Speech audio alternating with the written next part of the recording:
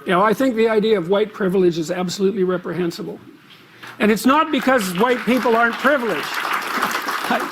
You know, we have all sorts of privileges, and most people have privileges of all sorts, and you should be grateful for your privileges and work to deserve them, I would say. But the idea that you can target an ethnic group with a collective crime, regardless of the specific innocence or guilt of the constituent elements of that group, there is absolutely nothing that's more racist than that. It's absolutely abhorrent. I can't...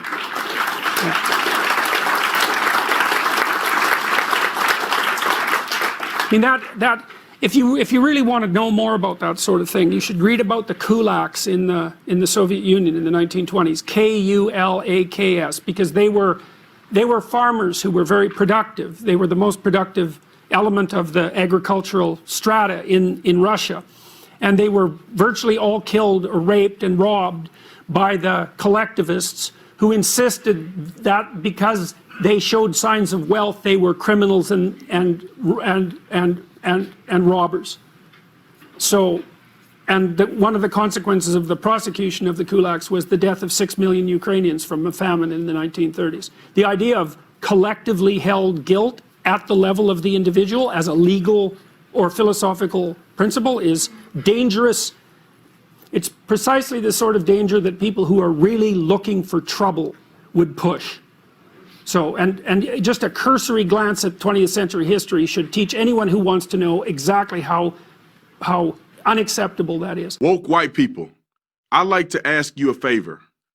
Please stop asking for forgiveness for your white privilege. You're not fooling anybody. You're not helping black people or any other minority. And your public confessions don't make you look virtuous. They make you look disingenuous, which is a really nice way of saying fake, phony, and fraudulent. For starters, what is white privilege anyway? Because you're born with white skin, you have all these advantages that I don't have? Like what? Like you can get a mortgage loan that I can't get? I got a loan. At a great rate, by the way, and I got the house. Why would a banker not give a loan to someone who met the loan requirements? He doesn't want to make money? I've never heard of such a banker. Or how about this? You can enter a store and not be looked upon with suspicion, but I, a black person, cannot, except that has never happened to me. But if I was a young dude with my pants hanging down to my butt, I could understand why the store owner would be concerned. I used to be a cop. Believe me, I understand. If I owned a store, I'd be tracking that kid too, whether he was black, white, or anything else. Or what if I had a store that had a history of being shoplifted by young black women, and a young black woman with a bad attitude walked in? Would I be suspicious? Yeah, I would. Who wouldn't? I call that common sense, not bigotry. But there's another way of looking at this. In many ways, in today's America, blacks have more privilege than whites. It's been my experience that whites bent over backwards to give blacks every possible advantage. If two people are equally qualified for a job, the black person will usually get it. Big companies and prestigious universities fall all over one another trying to sign up talented black people. If you deny this, you are denying reality, which is what the person who dreamed up this whole thing did.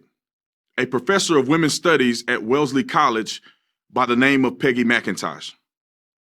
She wrote in an article in 1988 about all the white privilege she thought she had. She listed 46, including this one. I can choose bandages and flesh color and have them more or less match my skin. Wow, that's some kind of privilege. Soon others took up the cause. Today, these so-called progressives dominate our colleges and universities, imposing this absurd notion of white privilege on their students. That's too bad because it does nothing good for white students, and it does nothing good for black students. But of the two, ironically, the white students get the better of the deal. Let me explain. To acknowledge your white privilege is supposed to make you feel bad. Only it doesn't. It makes you feel good because by acknowledging your white privilege, you're declaring yourself to be enlightened.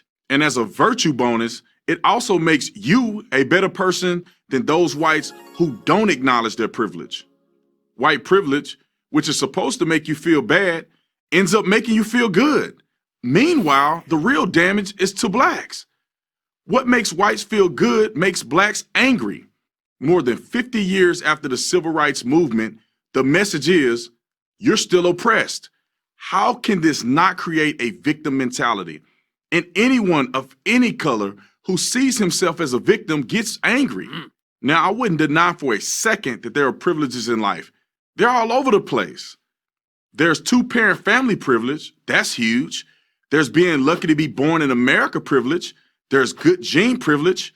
But white privilege? Doesn't it depend on the person? Let's take this for example. A black lawyer and his wife have a baby, and a meth addict, single white woman has a baby. Which kid has privilege? The white one? Because he's white? Come on now. And here's the kicker.